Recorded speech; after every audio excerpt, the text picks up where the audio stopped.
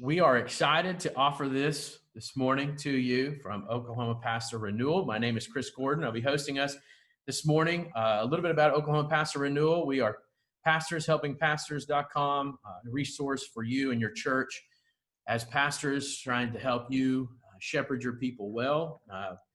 This morning, our webinar, regroup strategies for children and youth ministries. We have several guys here. They're going to be panelists with us today. The chat window will be open. You can ask them specific questions or just address everybody, and we'll try to get to those Q&As. Let me just introduce everybody, and then I'll say a word of prayer, and we'll jump in. I want to start Barry Williams joining us this morning. Barry hails from Sulphur, Oklahoma. Barry has served with Child Evangelism Fellowship. He is the state director for Child Evangelism Fellowship Oklahoma. That's a ministry where they partner with the local church and helping the school system and the local church doing some Bible clubs and ministry. And so we were grateful to have Barry here. Barry is a longtime children's minister, has two children that are children's ministers. He has served faithfully to the local church as well as the state. Mike Luster, who is a pastor and friend from Minco First Baptist Church. Mike served multiple years in youth ministry, many years in youth ministry, served on the Falls Creek work group, still serves in that role even as a senior pastor. He has been lead pastor at Minco First Baptist for about a year now. Mike is a youth ministry veteran, and so we're grateful to have him. Zac Workun, who is at Lifeway Students, youthministrybooster.com. Zac has been a longtime friend of mine.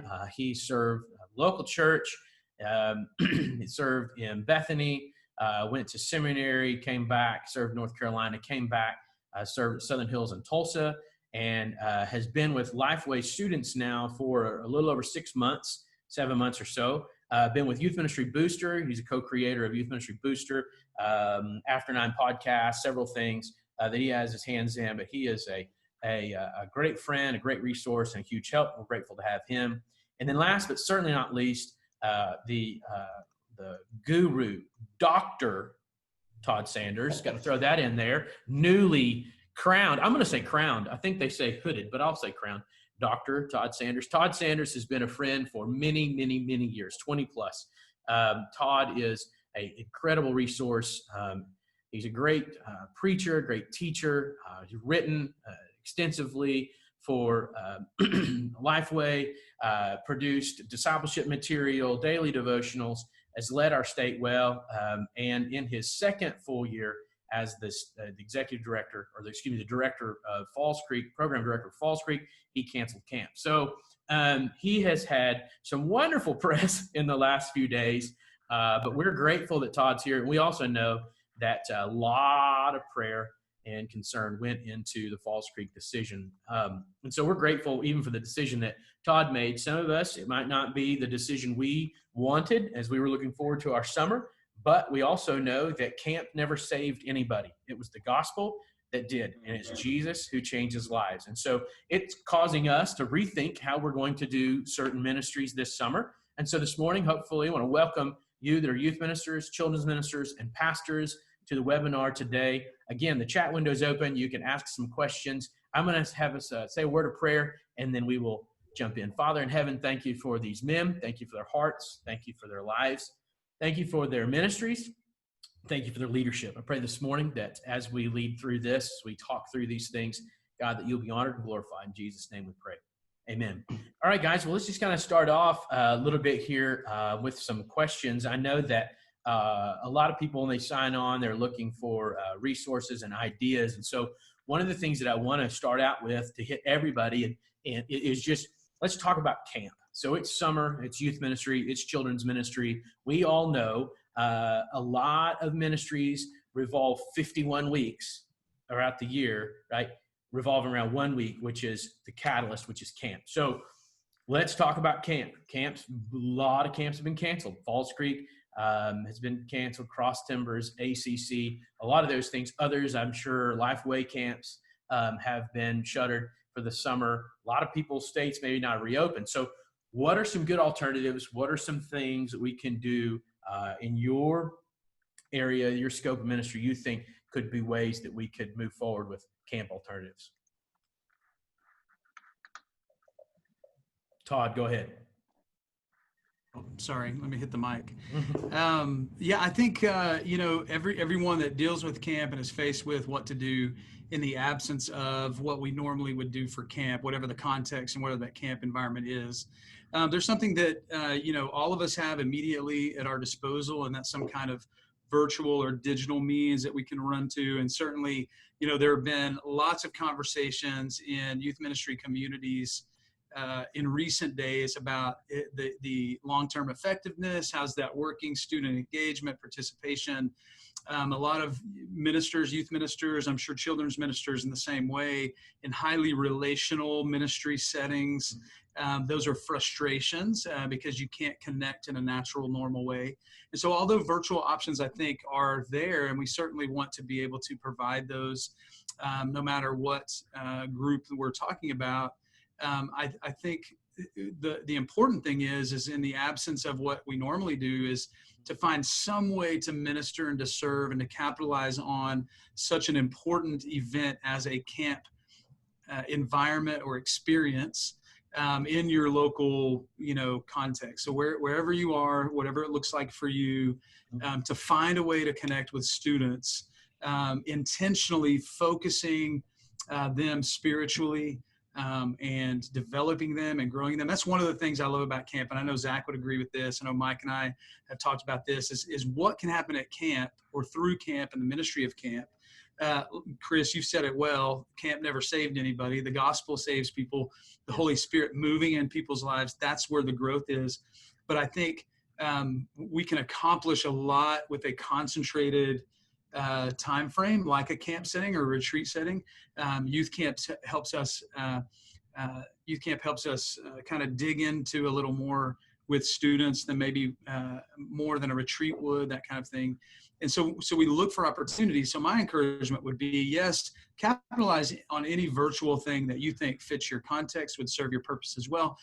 Those resources made available to you, use those things, but try to marry that with some kind of intentional in-person experience as you're allowed to and as it makes sense, and intentionally seeing students grow during this time and be planning that way. So don't just rely on the one thing. Try to use all those resources that are given to you, because everyone's scrambling, everyone's scrapping. Contingencies are those things that we work on a little bit, and then we still have work to do once we have to implement them. So wherever you are in that whole process, grab hold of whatever tool you can, and create an experience that makes sense in your setting. And I heard all kinds of things, and maybe we can talk about things we've seen here in a little bit. But that's what I would say is capitalize on virtual resources, but don't use that as your sole answer. You still need to find ways to intentionally, in person as much as possible, connect with students in that way. So, there are going to be some resources that are available through the Oklahoma Youth Ministry Network, right? You guys will be making available, and if not already available, so to be able to use. Now, Barry, let me ask you, coming from the children's ministry side of things, as you've worked in children's ministry for many, many years, again, camp for children's ministry looks a little different than camp for youth ministry, but it can be a giant catalyst for your children's ministry. Lots of salvation, lots of connection points. So in your thoughts, give me some thoughts on children's ministry from about camp or summer activities. Yeah, you'll hear me, and people that hear me speak a lot, that you'll hear me say a lot, that you gotta understand the why of what you're doing. And so the camp that you take your child to, your normal kids ministry to, you really need to begin to think about why you take them there, and then be able to, like Todd said, begin to create experiences in whatever arena that you're able to do that. Create experiences to still meet that goal. So if your camp that you take your kids to is truly evangelistic, the group of kids you normally take to camp is truly evangelistic, then you need to begin to take and look at and figure out ways to create in the arena that you're in, create a way to still reach that same goal. If you take kids, normally you're taking a group of basically church kids, for lack of better terms, to camp, and it's more of a discipleship experience for them to come together, then you need to find ways to still be able to do that.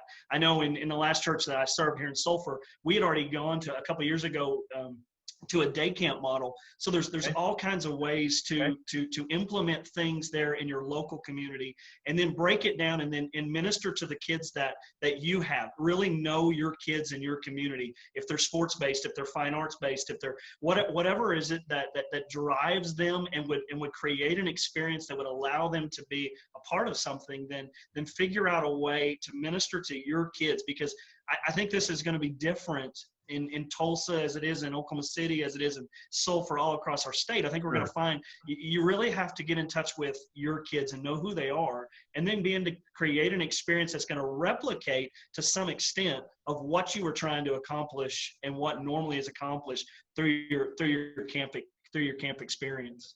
Man, that's good. The why. I love that. Asking what is your why. I mean, we should do that as pastors and as ministers, children's minister, youth minister, whatever staff position you serve. Just ask your why for every event, but especially camp. That's good. Thank you, Barry. Mike, what are you guys thinking through the local church? You're kind of our local pastor we have on our as our panel. So at Minco, which again, kind of a rural community and smaller town size, which probably relies heavily on Falls Creek, I'm sure, as far as your summer kickoff or your summer event. What are you guys looking at? Yeah, we've been working on that. For me, it's like, let's make sure and not be lazy about it. Let's not, just because it's canceled, that what's usually done for us is not going to be done for us this year. Mm-hmm. And so we're going to have to get creative. We're going to have to put some work in. And so if you've got a student minister, then you're going to lean on them. If you have a children's minister, you'll lean on. If you don't have a children's minister, then that's going to fall back on me as the pastor. And so I can go the lazy route, or am I going to actually put some effort and try to see something happen? And so I know the things that we've kind of looked at, I think in student ministry wise, I know Jay's been my youth pastor. He's been looking at maybe trying to get a little smaller, maybe doing a high school, middle school camp experience and separate that out a little bit. And that way, as far as space concerns and as far as maybe time with volunteers and things like that, maybe there's ways to kind of break that down to a smaller range of dates, but to be able to split up maybe and use that as a way to still accomplish camp. And I know Falls Creek's putting out some virtual stuff that's going to be used with different speakers and bands. And I think that's going to be something that'd be easily used, but I think, like Todd said, it's important for us to be in person. Man, student ministry has got to, the social aspect for teenagers is such a big deal. And so to be able to find ways for them to interact again, I think it's just massive. And then on the kids side of things too, kind of trying to find ways. I know we're kind of looking at our association, see if they're going to do something. So that might be an avenue. We've also kind of looked at maybe in August, early August or late July, looking at maybe a D-Now type setting for a kids camp. Maybe we can use some of our host homes as far as some of our Sunday school teachers or Wednesday night volunteers, and maybe we can bring somebody in, or maybe maybe there is something virtual we can use off of Right Now or something like that. And so that's what we're kind of looking at as our couple of options of break it down for our students, and then for our children's, we got a couple ideas of maybe just keeping it home and trying to find a way that maybe we've used for student ministry with a D-Now scenario. Maybe that could work for a camp for a weekend or something like that for kids. And so that's a couple of things we're looking at. Cool. All right. So let me just plug really quick, youthministrybooster.com. Did I get that right, Zach? Yes, yeah, you got it, man. What a nice guy. With Lifeway students. So there are resources maybe available to student ministers through Youth Ministry Booster. Zach, some ideas or some thoughts of resources that maybe can help these guys. Again, I'm not trying to get you to sell product, but what things that maybe you might have, or some ideas that you might have that would help some of our folks on the webinar. Yeah, for our folks tuning in that are Falls Creek connected, I know that what Todd's got working on, we even chatted this morning a little bit on some ways that we're going to contribute and kind of build out some things that way. There's some other various things that are virtual tools, or, camp in a box for things at home. The thing that I would encourage, at least as far as our community of youth ministers, is you aren't going to camp this year, so don't pretend like you are. I think the things that we want to replicate are the whys that the other guys had mentioned about the experience part, the togetherness part. Like, don't try to sell your kids that this is going to be bigger than Falls Creek. That it's going to be more exciting than whatever camp you were going to. You don't have the ropes course and 6,000 people. Like if we could do all that, that's the thing that we would do. I think you've got to understand like why they loved it, not just why you were doing it, but why they loved it. Yeah. And some of those things you can't replicate. Like, you can't put them in a city of young people that's larger than their hometown. You can't. But what you can do is give them some social experience together, to sing songs in per minute. There's going to be such an excitement about having some opportunities to begin to be back around each other more and more. That's really good. And like, some of the content helps to fuel that. But I think more than anything, like free yourself from the expectation that this has to be bigger and better or the same as last summer. Like, the whole world is different. Don't hold yourself to expectations that nobody has figured out yet. I think that's really, that permission and license needs to be said, that like, whatever you're doing this summer is the first of its kind. And that's either really great or really terrible. And there's no way to know until you do it. Right. And so I think just to really free yourself to think through it as well as you can, to engage with students, engage with families. What do you need? How can we help? What do you feel safe with?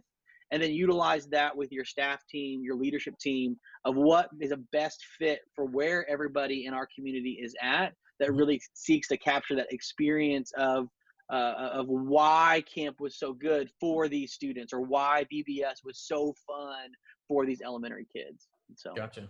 That's good. Chris, I was just going to add to what Zac was saying there, just in determining the why of, I like what you said, not just doing it, but why they loved it, and not replicating that. And I think that's part of the virtual thing, is don't take those virtual tools and try to replicate. I think it serves your purpose like a tool in the box. It's a club in your bag.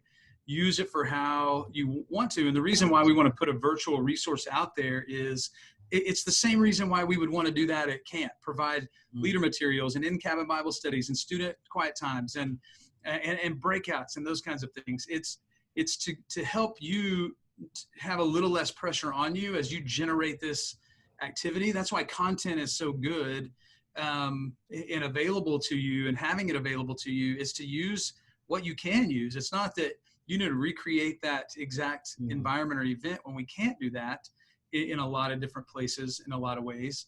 But it's to assist you, come alongside you, and being able to game plan something that fits your context.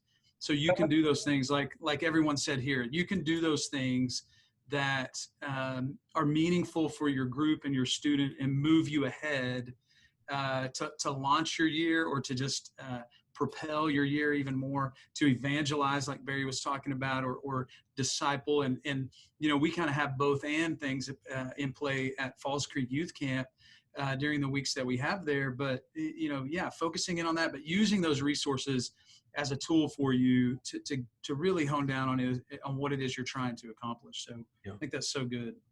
Okay.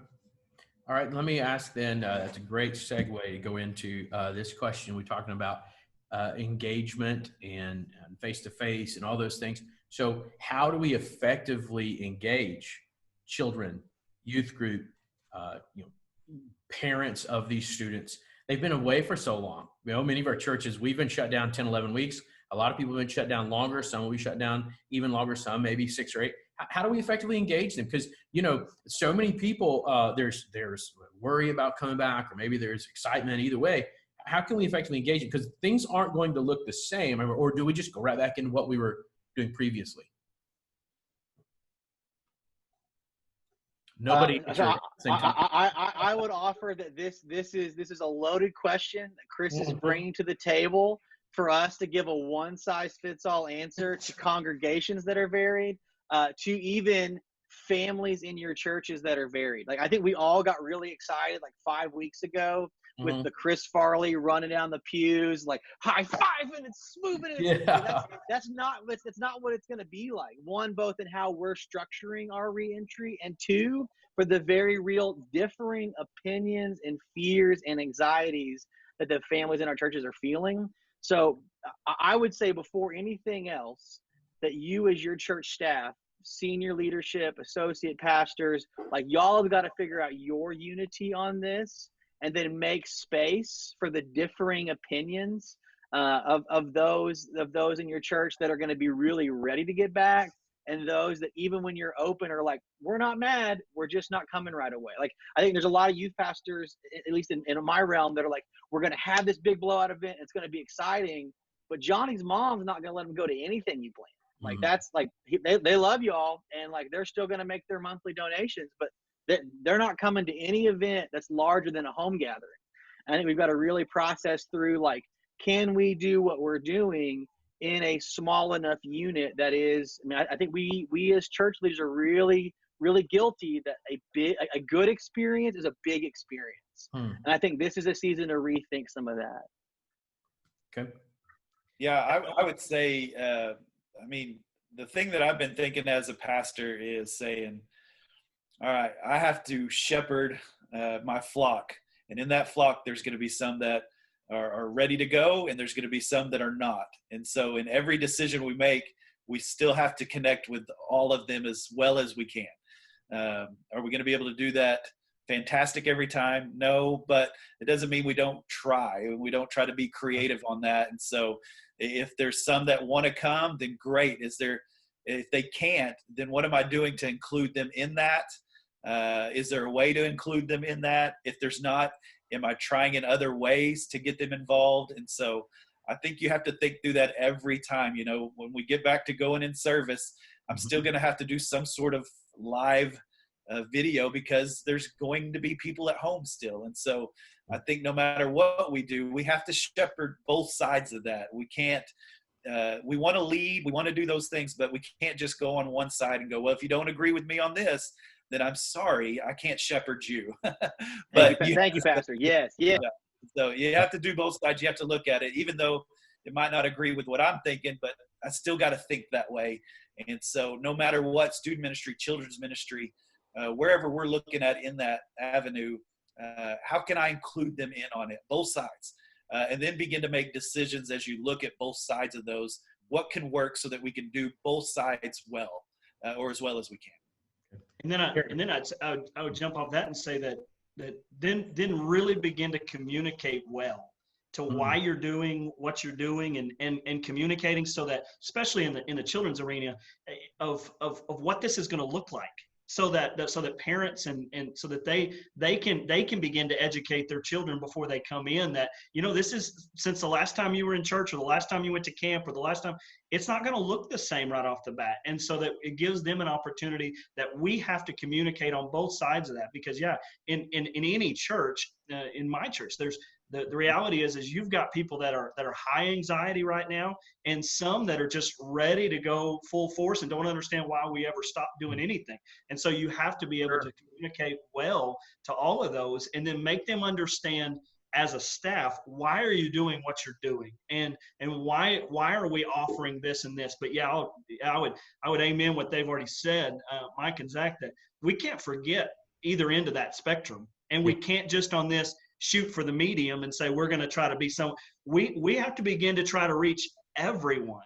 I mean, as the shepherd, I mean, you've got one out here. How are we going to connect that one? It's not this, well, I'm going to try to just do it down the middle. It has to be, I'm going to try to reach every kid and meet them where they are, and every parent where they are, and bring them to where we feel like we need to be as a church. Yeah, I would say, I'm going to go back. The original question was about engagement, correct? And what started this line. I was answering Drew there, and I appreciate his question in that. Seems like a sharp young man there. He's Drew McElhaney. He's a good student minister. And he's unavailable to any church that's looking. Very good. Take him off your list. So I think that the question of engagement and like what you do with camp and how that plays, because the question really is larger than camp. We started there, but really the whole discussion about engagement. I mean, camp's an event, it's a thing, and we need to address it.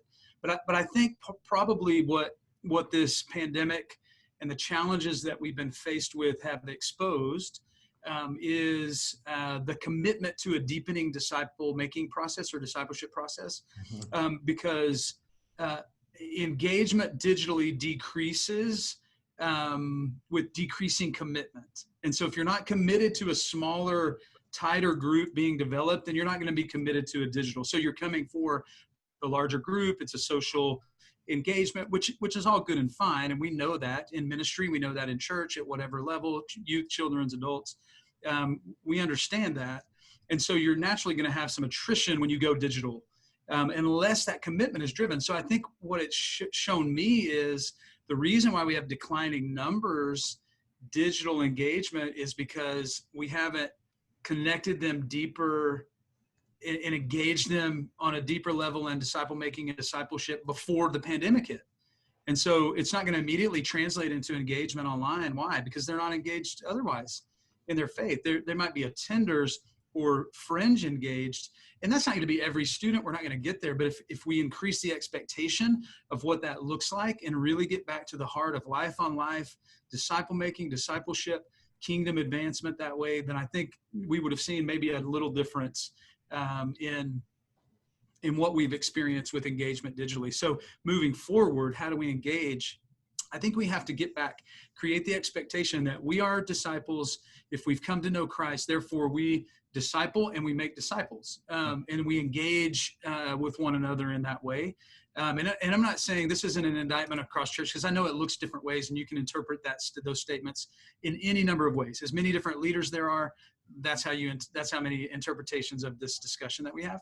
But I think the engagement gets back to what are we looking beyond this moment of really connecting and engaging students in this intentional disciple-making process and engaging them in those kinds of behaviors. So I hope that doesn't cloud the issue, but as we've talked about reaching everybody, I think it goes back to, like Barry was saying earlier, the why of why we do this. This is the why, it's the reasoning, it's the driving factor. And we have to refocus that and reframe that, I think, in a lot of ways moving forward. Yeah. Well, let's look at some of these things coming in on our Q&A here from the chat.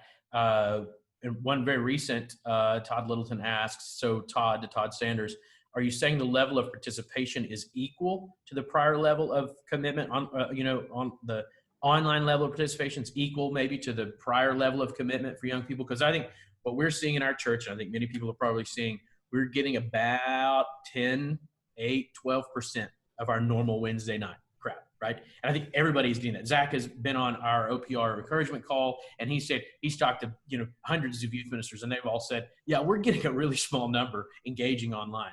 So and I know we can't make that call, but what are your thoughts, Zach? Can I weigh in? Sorry, because I want to add to the conversation that we had on your encouragement call a couple of weeks ago. Mm-hmm. So I think across the board, we've seen less engagement online, especially in like maybe even a decline from, it was new, it was different, it was the thing. The thing that I would want to offer is a couple maybe insights. I'm just talking to other folks. One is those who are engaging are sometimes, and it seems like multiple pockets, folks that were not as engaged when we were gathering at a church campus or building, because, and these are two corollaries of a hypothesis. Mm-hmm. One, they're less busy because either they were like the busy family that didn't have time to always show up Sunday at 11, but now they're all grounded in their home, and so we're more available for things. Or two, they feel an opportunity to kind of like reconnect in a way that's different, because I think this is a really important critique to kind of put out for, I'll say student pastors, but invite everybody else to reflect accordingly, is that we kind of all develop certain kind of natural tendencies or favorites of folks that are always there and always showing up. Mm-hmm. And when you're engaged in an online way, a lot of those like people you usually see have shifted. and there's some more space for new influence, new connection, new opportunities for other folks that didn't know how to break into a class or how to contribute, or maybe even in those like Facebook comments and YouTube comments, like I'm afraid to say anything in a room full of people. Now this is also could be negative of like, I'm going to throw out my opinion to a group of people, but there is some new opportunities for engagement. But the thing that I would offer second, so one, maybe there's some new audiences of folks that or felt fringe or were fringe. But the second thing is, I think a lot of the online mediums that feel most right for church use are intended to be small. Like the minute you get on a Zoom call and you're waiting to talk, like it's just not exciting and engaging, right? I think we've got to think through the ways in which people use the tools. Like, and it goes back to the same thing as camp. Like, you can't do what you were doing, so stop trying to do it in an online way. Like online changes the medium of how we engage. So it probably is better to have lots of Zoom calls for 5 people than try to get 50 people on one call. Like that's fun every once in a while, but let's all be honest. If you're on a Zoom call that you're probably not going to talk, you don't want your face shown, and then you really don't want to keep showing up. You'll just catch the replay later. You want high engagement, high involvement. And so if you think that you showing up may not make a difference, you'll stop showing up. And so I think that's the empowerment of like, however we can use online tools, use them in ways that prompt people to be engaged, where they can almost not escape from it, or else they are going to just tune out eventually. Todd Sanders, to you, the question of whether or not people are engaging, because if they aren't online, does this mean they're not solid followers of Jesus? Right? Like a lot of people, and it's difficult because I do think that there are those who aren't signing on, who maybe they aren't deep or their relationships wavering, for whatever reason. I don't know, but I think we can't just throw the baby out with the bathwater. Right. I think that to me, it was more of a challenging thought, like just because of the nature of e-mentoring or digital mentoring, your engagement increases with higher commitment. If you're committed to that process, you're going to stay with it. And that's in a higher education format. That's, whatever it is. So it would be similar to going to the language lab in college. Like if you're not committed to go to the language lab, you're not going to go to that. It's going to reflect in your grade or whatever.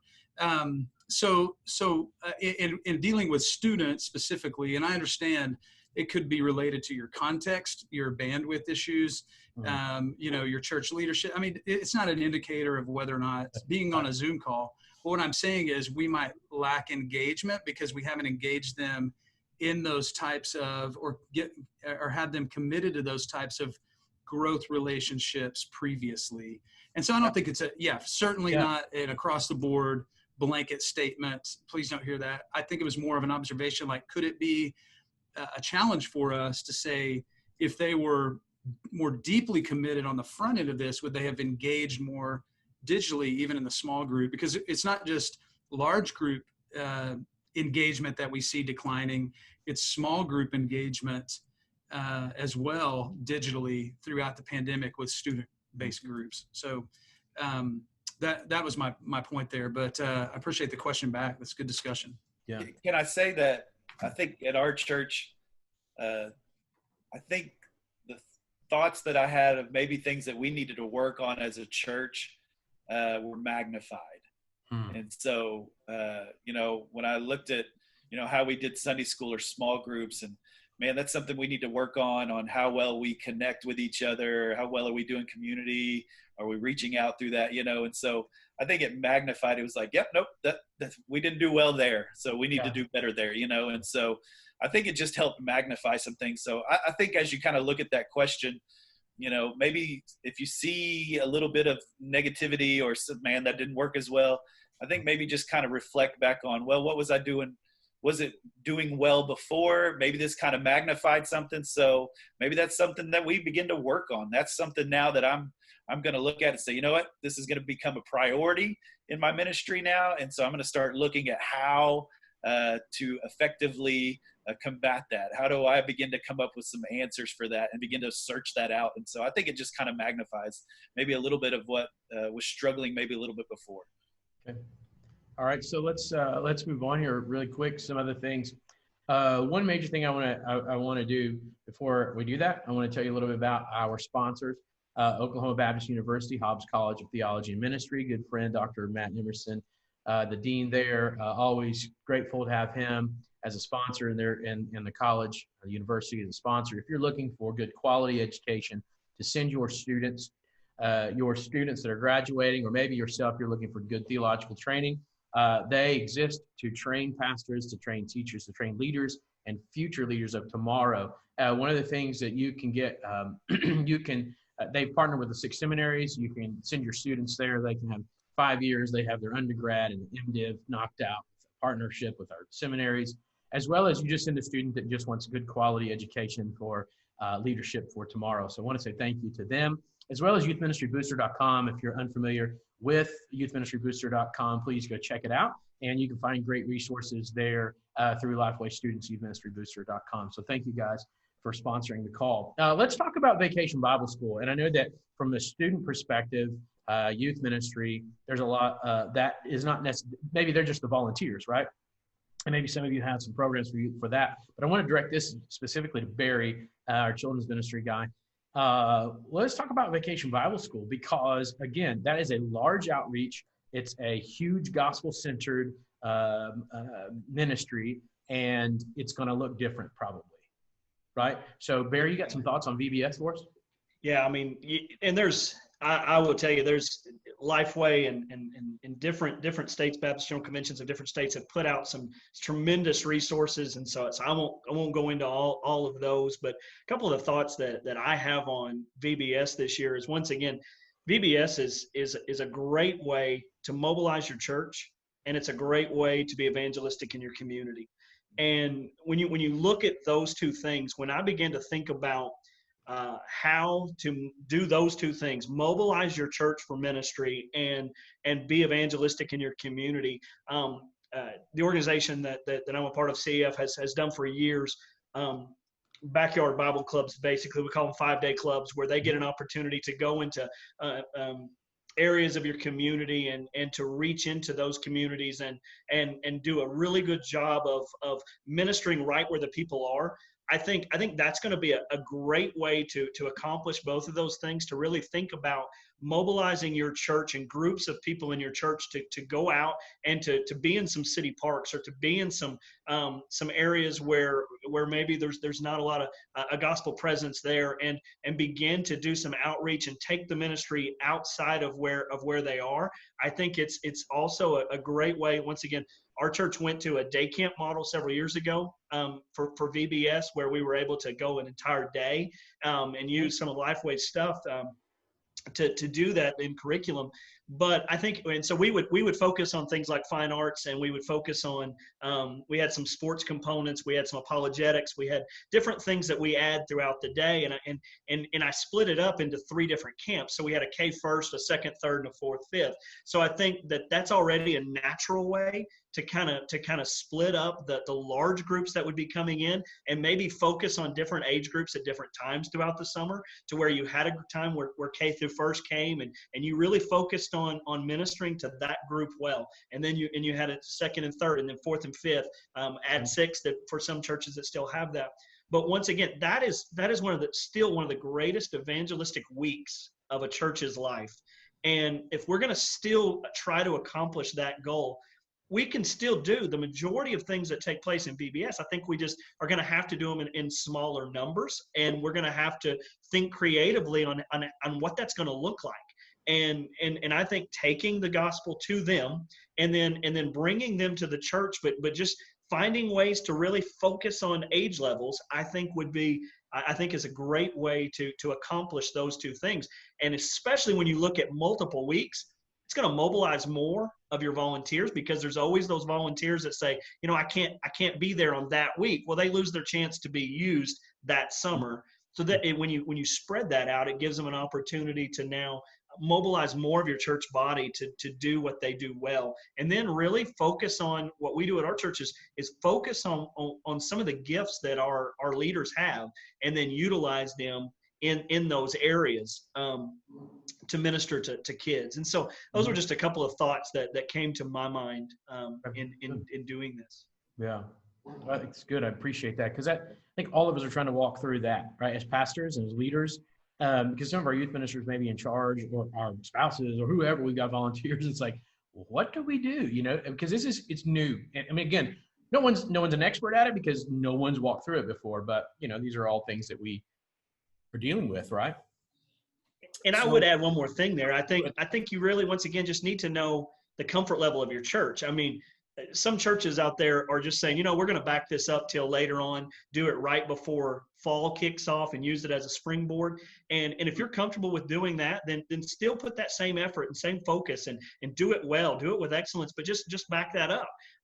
But if you're not one of those churches that says, we still aren't sure what's going to be happening in the fall, then look to start to do even be more creative in that instant.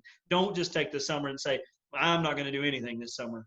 Right. Because that would be the easy thing to do, but we lose that incredible opportunity to minister to families that VBS or day camp. That's our really great shot during the summer to introduce families, brand new families, to the gospel. And I can promise you, they're going to be looking for things. They're going to be wanting the church to step up and to do something so that they can be a part of it this summer. And I think I appreciate what Barry said there. And honestly, I think a lot of us probably, if we were pressed, we would be honest and say, this past, couple of months, 10 weeks, whatever it's been, it's kind of worn us slick in a lot of ways, just in repositioning and moving and changing and flexing and doing contingency planning and game planning new things that don't follow through. I mean, it just gets tiring. I think there is a tendency just to say, can we just stop for a while and take a while and let's just call it good. We'll start back up in September. But I think it's worth saying, don't miss that opportunity, because I think there could be a huge gospel harvest here in the next couple of months as we get back to things. Very good. Yeah. I would say we're looking at, I think, evaluate your space, your campus. We've been blessed with some outdoor space. We have a backyard that's right next to us. We got a lot that's empty. We have, some things like that. And so I think you can evaluate your space and kind of, is that an option? Is that an opportunity to, if you space out and you find your different ways to, navigate. We even talked about hallways. Like, how do you navigate hallways? Maybe we make a way that you go from one place to the next place and everybody follows that direction, that kind of a deal. And so we're not crossing paths as much. And so we've talked through some things like that, but I've seen some talking about, keeping it outside, going to apartment complexes, or trying to stay outside with everything and working on that. I think there's some opportunities there to kind of evaluate what you have, and can you do something creatively? Can you find that space? I love the idea of maybe splitting things up. I think that's great, Mary. But I think it's key to say, don't let the opportunity pass by. Get creative, figure out a way for your church to kind of do it. Find some others that are doing it or got good ideas, steal it.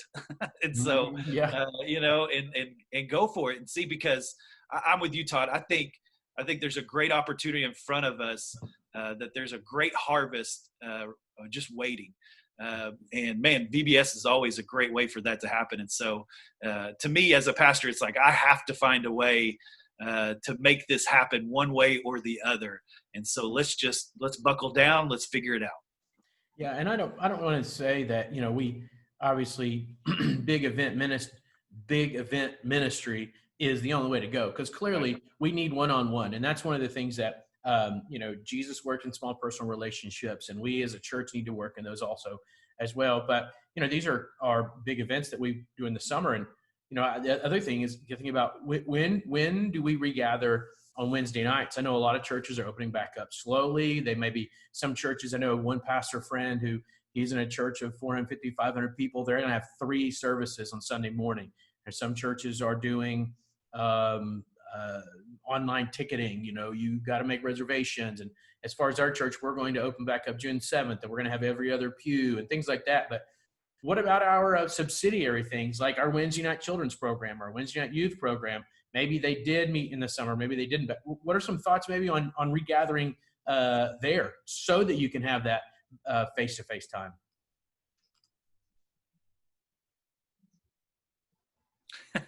All the experts. I think, man, we're going to be talking to some of our small groups and our Sunday school classes. In fact, I'm having a meeting tomorrow night with all of our Sunday school teachers, and try to begin to figure out, how do we do that? And I think in that, I have to think about young adults. And when I think about young adults, that means I got to figure out something for kids, right? And so, is there a way to kind of correlate that together to work that, instead of maybe having, just Sunday school on Sunday mornings? Maybe it means my kids' things are going to happen when my young adult things happen. And so maybe we can figure out ways to work that out. And I think student ministry, we've been looking at a lot of outside, usually there's kind of like, hey, we're going to go to some of our people's pools, or we're going to go, do some cookouts, or I think those are great opportunities where you're outside, you got space, you can create that. And so looking at those options like that, I think are big. But I think thinking through also, how does that affect, our other small groups? How can we work in tandem? Maybe we don't have, 3 different times, a Sunday morning, Sunday night, Wednesday night, but maybe we can effectively do what we want to do with discipleship and finding ways for that to work together at least once during the week. And so trying to figure that out. We can have people in our churches. We just don't want to have too many at one time. So maybe there's just a schedule we have to figure out that works. So maybe it's not Wednesday night every time this summer. Maybe it is a Tuesday night for kids and a Wednesday night for students, maybe, and so I think we've got to let kind of the schedule open up and kind of get creative with that. I know I've been thinking about my senior adults, and it's like, I've been thinking about like, hey, you know what, if you'll do it at your back porch, we'll come set up the chairs. We'll Lysol them down. I just want you to get back together somehow, some way. So let's figure it out. Yeah, it's good. Zac, what about you? Give me some thoughts on that, if you don't mind. Man, I think this is a season to be really flexible. I think what Barry shared is 100% true. Like, this is a season to get really good at communication. I think, ironically, the better we get at communication, the less we'll find ourselves doing, because we'll be spending the appropriate amount of energy communicating what we were trying to tell them. And what Mike shared is true. Like, this is a season to not be so confined that it has to happen between 9 and noon on Sunday and 6 and 8 on Wednesday. This is a chance to hear from your people when and where works for them. This is a chance to turn an event of summer camp into a summer-long experience. And so I think there's a lot of effort that is involved in that. But if you're feeling overwhelmed by the amount of effort that you feel like this might take, I would tell you to pause. And check back in with your team, your leadership team. Cannot stress enough that this should force us inward, in not just the ways we've locked ourselves indoors, but inward to the depth and the resolve of how we want to minister and why we were even ministering in the first place. This takes so much pressure on this summer trying to outdo last summer. I think for a lot of youth and children's ministers, every summer has to escalate beyond the ways in which last summer happened. Folks are just, and maybe always, just really excited to connect other people. And if that's a couple families in a house doing the craft that the VBS team put out and shared, that's great.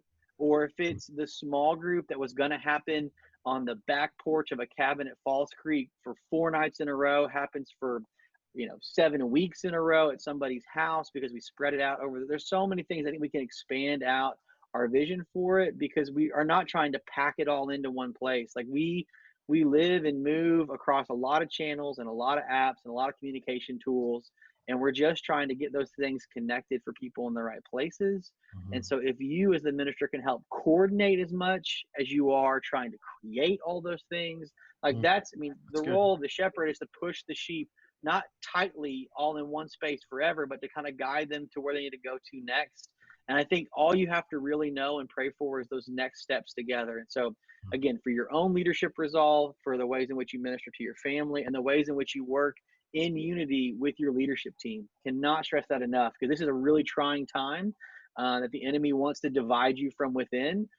Family against family, senior pastor against children's pastor, against worship pastor, against youth pastor. Like, this is a chance to really draw and pray that John 17 prayer of unity together, because that's the thing of the gospel in these trying and frazzled and divisive times, is the unity that we exhibit is going to be the thing that's the most true and powerful of the gospel for an age that feels so frazzled, so anxious, and so divided. Man, that's good. Thank you for that. Yeah. I think one of the things that we've seen, we've talked a lot here, you guys have shared a lot about connecting on the one-on-one level. So I would imagine everybody's kind of thinking through engaging families, parents, lost, unchurched, or churched, individually communicating specifically to them about some of your plans. How would you go about asking them, or would you think it's wise to ask them for their opinions or their thoughts on reopening or that sort of thing? Does that make you kind of tracking where I'm going with that, you know?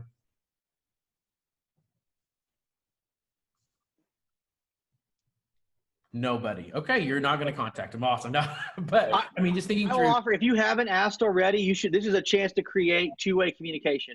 Churches are really guilty of doing the bulletin board of here's what we got planned for you. Like, this is not the season to make plans without their input. There's too many opinions to one, and we've heard it said from Barry and others, you're not going to be able to satiate them all, but you should at least have a good read on your people so that when you roll out the big parade and the balloons and only 10% of your family show up, you're not mad at them because you didn't ask. Yeah, sure. And I would say we haven't talked about this a lot, but I would also engaging those volunteers. I think that's, especially in children's ministry, we can't just assume that all these volunteers are ready to go back and start serving in the classes where they've been serving. And so I think that's a great opportunity for us to reach out one-on-one. I mean, you need to have that conversation. We need to have that conversation with every one of our volunteers. We need to find out what they're comfortable with, when they're going to be comfortable coming back. Because they're at all, once again, they're at all different parts of the spectrum. And so we have to be willing to have that. And I think this is a great opportunity for Sunday school teachers to connect one-on-one with people again. I mean, those things we used to do, the sending cards, the pulling up to somebody's house or making a phone call. Those are things that we can still do one-on-one, and we can really begin to measure the kind of the pulse or the heartbeat of where our church is. But those volunteers are going to be critical, because if you're looking at reopening children's facilities and Sunday school classes and things like that, and you haven't had those conversations with your adults and your volunteers, I think you're missing it a little bit. You need to really stop and have that one-on-one conversation and let them know you care about their thoughts and where they are, and that if they need some more time, then you have at least a heads up that you need to find someone else to fill that spot for a while. But I think that's going to be crucial in this area, in this arena. I think in bringing people along and just sorting through difficult decisions, because I mean, going back doesn't mean there aren't difficult decisions still on the on the front end that are still coming, because it is going to mean that we cut back, we look at essential versus non-essential, we make decisions based on those things. And just like our decision related to camp, public opinion was not the thing that, or fear, contrary to what you might read in some comments.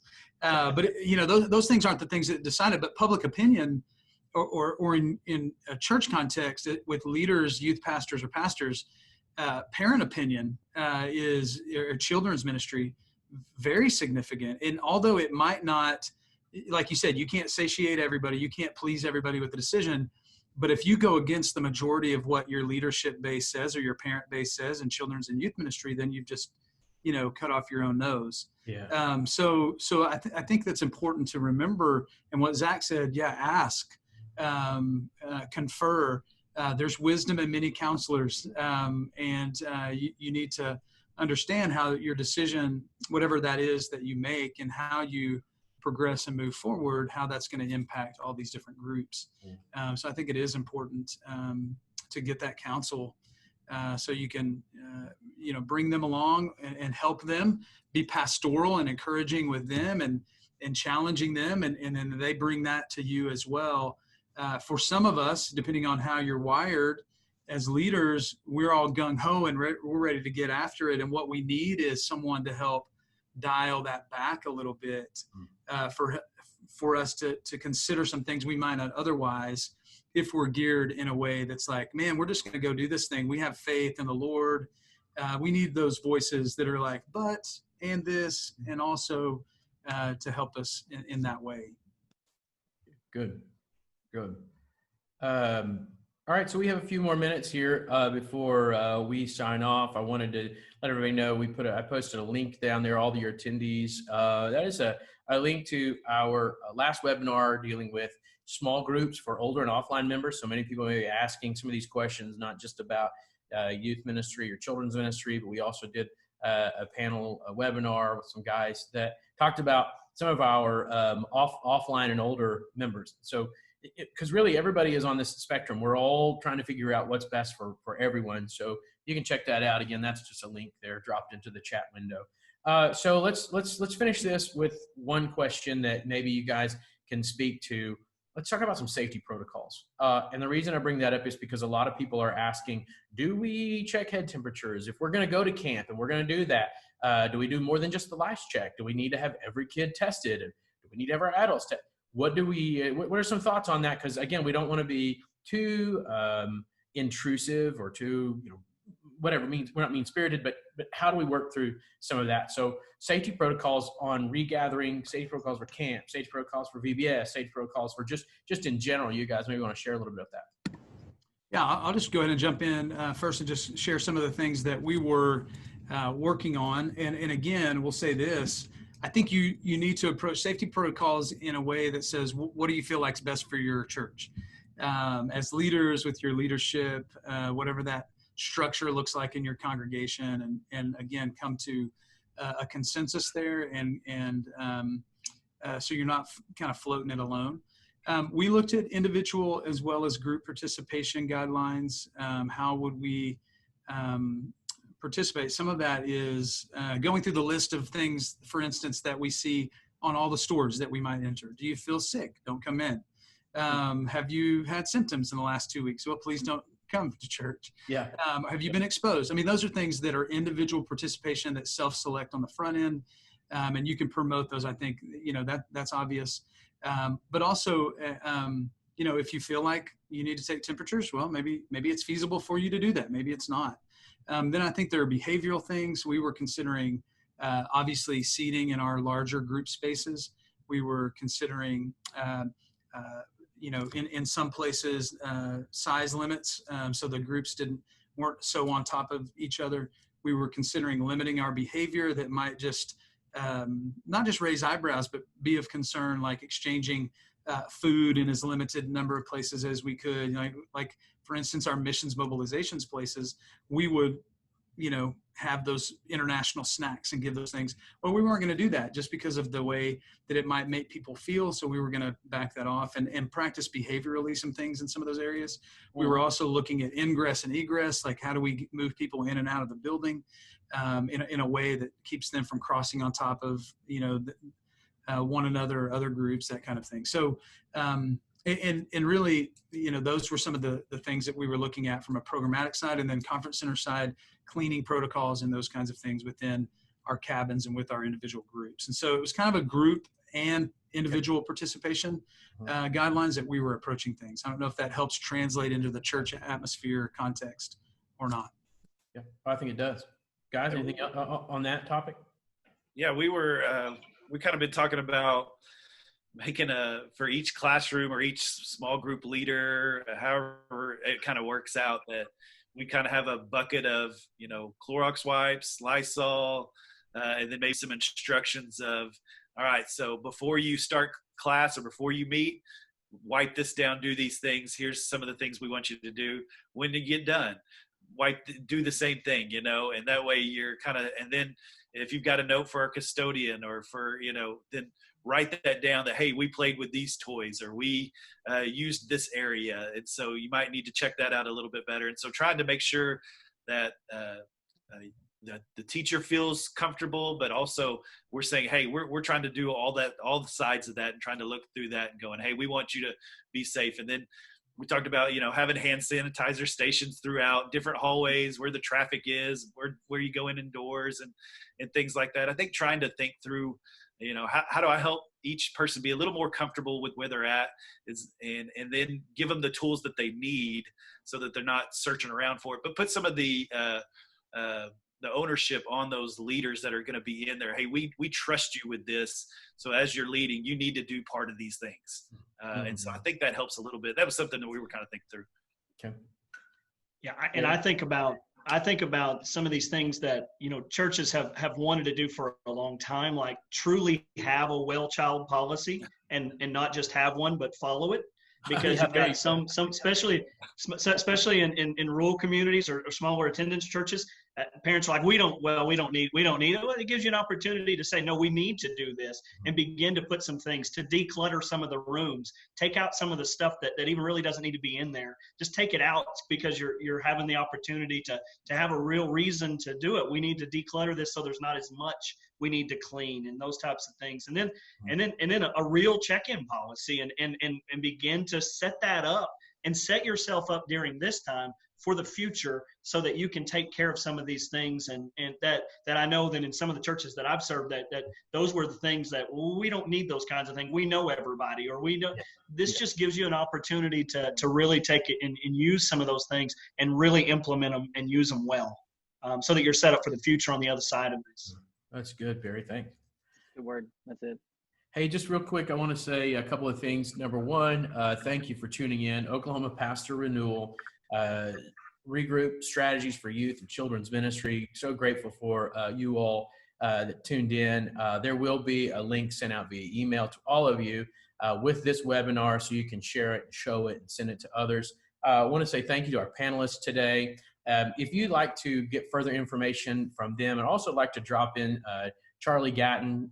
Charlie is the children's ministry specialist at Oklahoma Baptist. He's also a great resource. You can check his email is cgatton. I put it in the chat, cgatton@oklahomabaptist.org. That's Gatton. He would be a great resource. Again, Barry at Child Evangelism Fellowship. Barry would be a great resource, not only for you to reach out about children's ministry, but to get some small groups started through your church on the school, with the school campuses. They work with schools and churches, connecting them with Bible clubs and those sorts of things. Barry, thank you so much for your time coming on today. For Zac, and again, youthministrybooster.com for helping sponsor this, being a part of this webinar. Zac, keep doing the great work that you're doing. We love you so much as a great partner with OPR, and we're also excited you didn't change the Boz background back there. There, man. Stone cold. Yeah, Stone cold. Still holding strong. Just working out of my garage, man. We love it. Mike Lester, pastor at Minco, lead pastor at Minco First Baptist Church, longtime friend, a great resource. Mike, thank you so much. Mike has served our state well as in the youth ministry area, and we're grateful to have him on today. And then, of course, Dr. Todd Sanders. Todd, brother, thank you for taking your time. I know you're a busy man. You got a lot going on, and we're also grateful for the decision that was made. Whether some of us were approving of it or not, just know that we love you and we appreciate your leadership, and that the decision that was made, as difficult as it was made with the safety of all students and adults in the state of Oklahoma and surrounding areas in mind. So, gosh, man, we appreciate you. Hey, thanks for the opportunity, Chris. Appreciate you allowing me to be on here today. I'm saying if you like the decision, you can send Sarah or me an email. If you didn't, I'll give you another email. That's exactly right. Very true. Hey, let's take an opportunity this week to make sure and contact and connect with our leadership. If you have youth workers, you have children's workers, get in contact with them, get in touch with them. I think check on their mental health, check on their state, of mind, check on what their heart, their pulse, those sorts of things, because they've been navigating this too. Their parents, grandparents, single folks, whatever, they've also been in the middle of this. Some of them, their jobs have been affected, some haven't. So as Barry said, and I think is a great opportunity for us, let's reach out to them and let's just love on them and help them be a part of the process as we come back. But guys, again, thank you for tuning in. Thank you so much for making us a part of your day. If you don't know already, go to pastorshelpingpastors.com, our mighty network. You can join in that. It is a free resource. We're not selling anything. We're not experts. We're just a bunch of guys, a bunch of pastors trying to help other pastors. So you can go over there and find out a little bit more about Oklahoma Pastor Renewal. And we'll be back with another webinar end of June, early July on the pastor and mental health. We're working on that now. So we're going to take about a month break on our webinars, and we'll come back with that strong sometime in June or July. And again, grateful for all of the support for OPR. Guys, thanks again for being here today. We appreciate it, and we will hope to see you soon. Thanks, Chris.